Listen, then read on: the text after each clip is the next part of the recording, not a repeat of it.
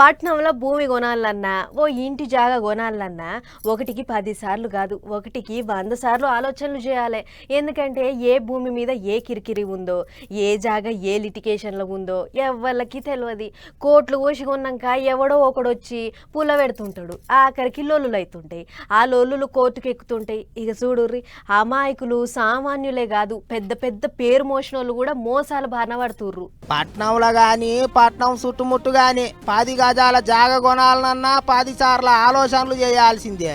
ఎందుకంటే గద్దల లెక్క ఎప్పుడెవడు కన్నేసేది తెలియదు, ఏ జాగ ఏ లొల్లులలో ఉండేది తెలియదు. సామాన్యులనే కాదు పెద్దోళ్ళను కూడా చెట్లు పట్టిస్తున్నారు మోసగాళ్ళు. ఇక చూడర్రి జగ్గుబాయి ఏమంటున్నాడు. రియల్ ఎస్టేట్ ఈ మధ్య మోసాలు జరుగుతున్నాయి, అంతకీ తెలుసు.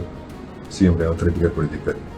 రీసెంట్ గా నేను ఒక యాడ్ చేశాను, నన్ను మోసం చేశారు, చెక్ కూడా డిజానర్ చేశారు. చెక్ రాగానే పోస్ట్లో అది కూడా పోస్ట్ చేసి వాళ్ళ వివరాలు మీకు చెప్తాను. ఏదైనా రేరా పర్మిషన్స్ అన్ని చూసుకుని జాగ్రత్తగా ఉంటాను. ఓ రియల్ ఎస్టేట్ కంపెనీ వాళ్ళు జగ్గుబాయిని మోసం చేసిర్రాట. ఈనాడమనే గదే కంపెనీ వాళ్ళకు ప్రచారం కూడా చేసిండాట. కానీ అటు తిరిగి ఇటు తిరిగి ఆఖరికి ప్రచారం చేసిన జగ్గుబాయి నెత్తినే చేయి పెట్టిర్రాట గా కంపెనీ వాళ్ళు. మరి ఏం చేసిండ్రో ఎట్లా మోసం చేసిండ్రో పురాగా ముచ్చట తర్వాత చెప్తానన్నాడు. గాని జాగాలు కొనే కాడ మోసాలు జరుగుతున్నాయని సీఎం రేవంత్ సార్ కూడా చెప్పిండు. అందుకే అందరూ పైలంగా ఉండుర్రి అన్నట్టు చెప్పుకొచ్చిండు జగ్గుబాయి. అడ్డ జామీన్లకు పోయి పైసలు పెట్టి మోసపోకుర్రి అన్నట్టు అందరికి హెచ్చరిక చేసిండు. ఎట్లున్నది చూడరి కథ.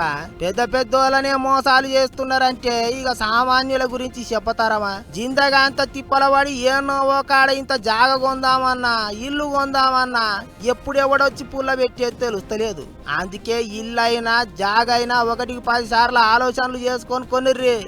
మీది సోకులు తీయటి ముచ్చట్లు చూసి మోసపోకుర్రి. ఆ ఇంత వెనక సిరికి నెత్తిన తడి బట్టి వేసుకొని కూసిన కథ అవుతుంది.